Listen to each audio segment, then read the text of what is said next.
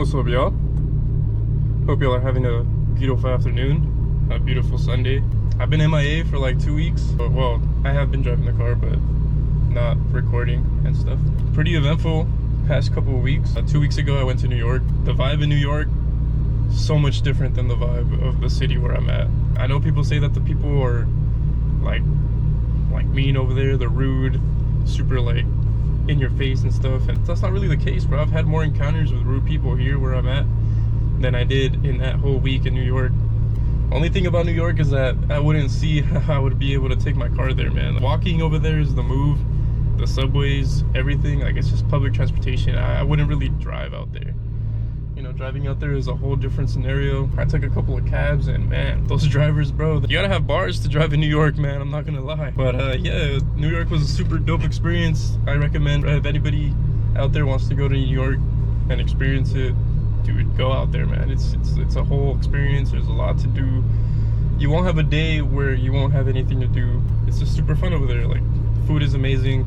People are not bad. People are great. You know, you find a lot of tourists. I found everybody super welcoming out there. It was just super dope. I've actually done quite a bit to the car since you guys seen it last.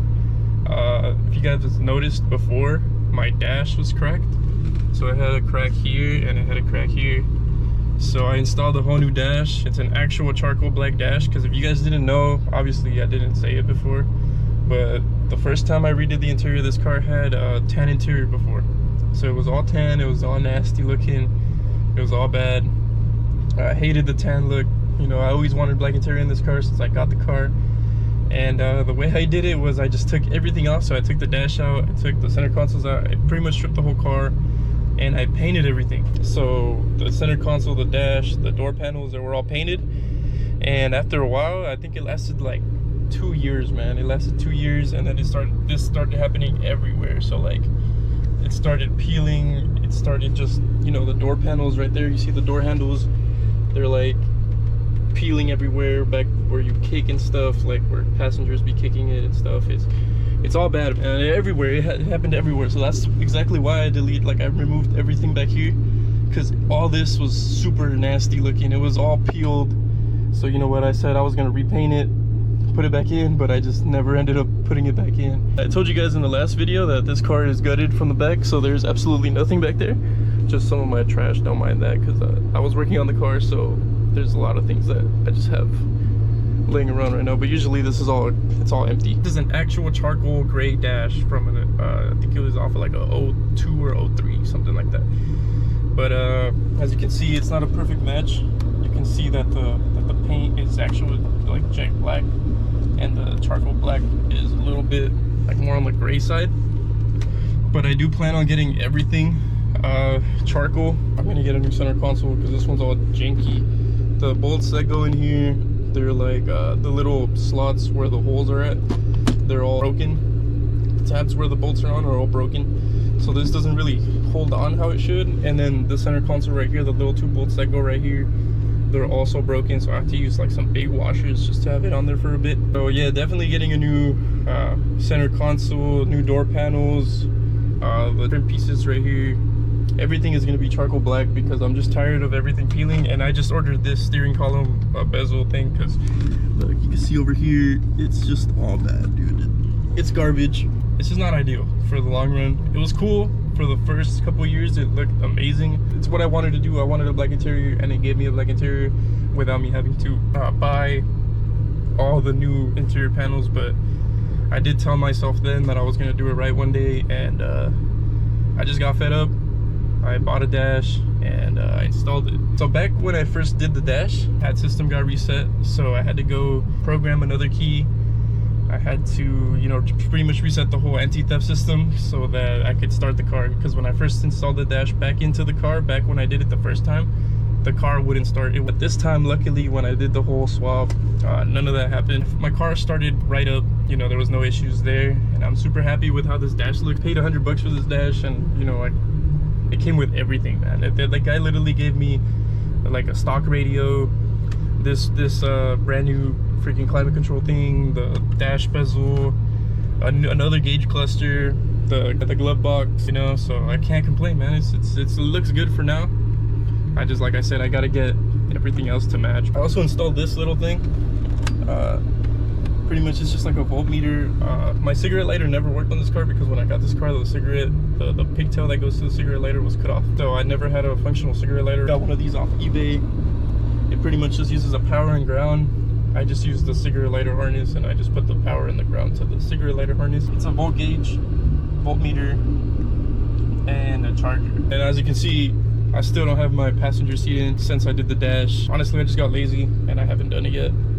I just put in my driver's seat so I could drive it around. Overall, happy with how the dash looks, and I'm gonna get a bunch of other little pieces. I'm gonna get this new because I painted this a while ago. See, it's like a flaky clear coat that I just put over a black base. It looked good as well when I first did it, but then it just started kind of like little cracks and like scratches. So it's not perfect anymore, and I just really want to get just a stock black color, just make it look a little bit cleaner. I mean, can't complain. Like I said, I'm pretty happy with how it looks. Today I'm just gonna take it out for a drive and just talk about, pretty much just answer questions that I've been getting in the comments and stuff. Some terrible weather lately.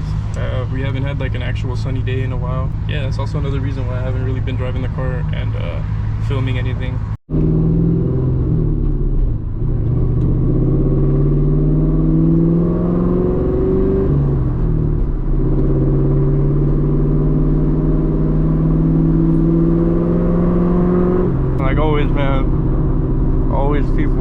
Driving around when I want to go and film a video, man. Come on, man. Also, I did want to thank y'all, man. We hit 100 subscribers. I honestly am super thankful. When I started recording and stuff, I was just doing it for fun, man. But I'm getting a bunch of comments, getting a bunch of positive feedback from you guys, and I just want to say I'm super thankful for you guys for watching and enjoying the content. Like, you know, that's pretty much all I wanted to do, was make content that you guys could enjoy. I just want to thank y'all for real. Like, it means so much to me. Like I said in like one of my first videos, or in my first couple videos, I said I'm not taking anything for granted, man. I'm just super thankful. Like, I've never been more grateful for all your guys' support. I'm just gonna keep doing it. I'm gonna keep filming for you guys. Hopefully you guys stick around and enjoy. Here's to 200. Yeah, you guys are very much appreciated. 100%. Oh no way, I wasn't recording that. Okay, so I'm pretty mad about myself. As y'all saw in the last clip, I recorded a whole clip of me doing a pull with the car.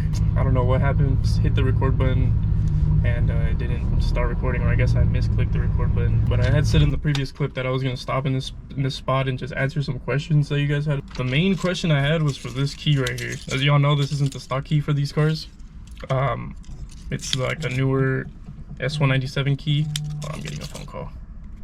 All right, so interruption aside, like a S197 key or like a Ford F-150 key from like 2017 and up, I believe. I'm not quite sure what years, but a lot of people were asking me how I got this to work with this car. I pretty much mangled one of my stock keys. So I had two keys. Like I told you earlier, I had to program a new key for this car because the pad system got all messed up when I did the dash swap the first time. So I had two keys, and my original key still worked after I did the reset. So I don't know what ended up happening with that, but the key was still working. So pretty much I mangled that key, I cut it open, and inside that key there's a little cylinder, and that cylinder is what talks to the pads and the anti-theft system, and it allows it to communicate and start the car and, you know, make it work. I don't know. I took this key apart, and like around this area right here, there's like empty space, and the circuit board only goes up to like here with where the last button works, and that's where I glued it onto the circuit board. I just put it back together, and I took it to a locksmith, and he cut it out to my specific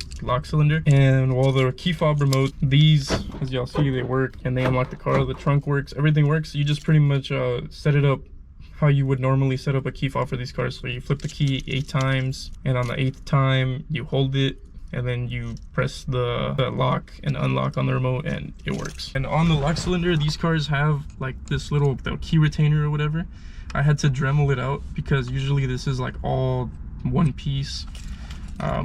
It's like a whole, damn, I don't even know how I would explain that. I don't know, if you guys have a new edge, y'all know how this looks.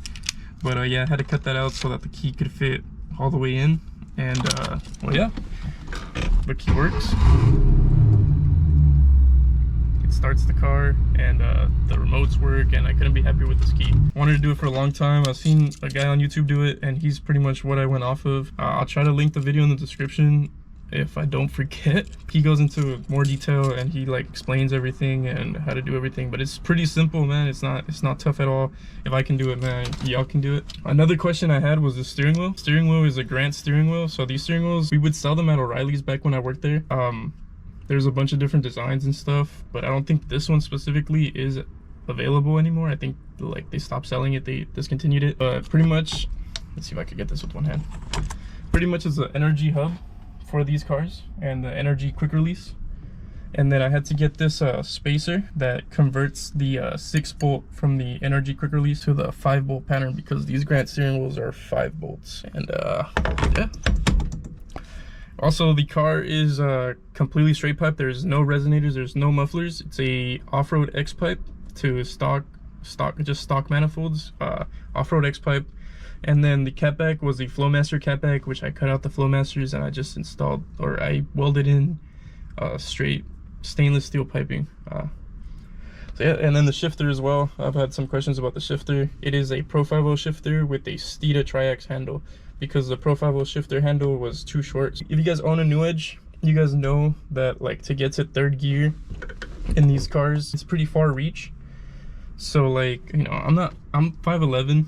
I don't got the shortest arms, but it was a reach. Like I found myself having to like kind of like contort my whole torso towards the shifter to get it into like 5th gear and 3rd gear. But with this handle, it's literally like right there, you know, like I could get to all the gears and without it being a problem. Yeah, that's pretty much gonna be the end of this video, man. I just wanted to get something out and answer some questions. Once again, man, 100 subscribers, to me that's crazy, you know, like 4,000 people watched my video, which I thought I was gonna get like 0 views, like, but man, dude, you guys are killing it for real. Like I'm super thankful for everything, and you know, I'm just gonna keep uploading videos for you guys. Hopefully you guys keep enjoying it, man. I just appreciate y'all for real. Like, you know, the support means so much to me. Yeah, man, thank y'all for real. I went back to my hometown and I got some runs with my friend. He has downpipe, full exhaust, and a tune on a Ford Focus ST. I believe it's like a 2016 or 17 Ford Focus ST, and we got some fun runs with him, so I might put those in this video. For now, that's gonna be the end of this video, and like I said, man, thank y'all for real for the 100 subscribers.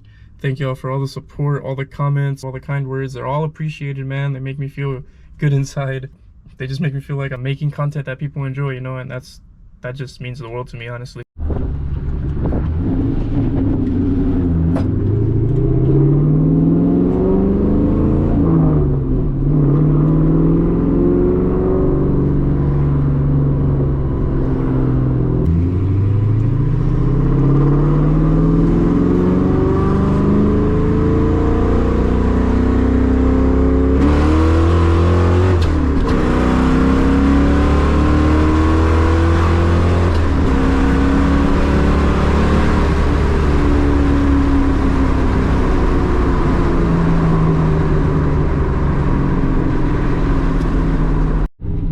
So I went back and did a pull for you guys because I couldn't leave you guys with like very minimal driving footage. Hope y'all enjoyed. Take it easy though.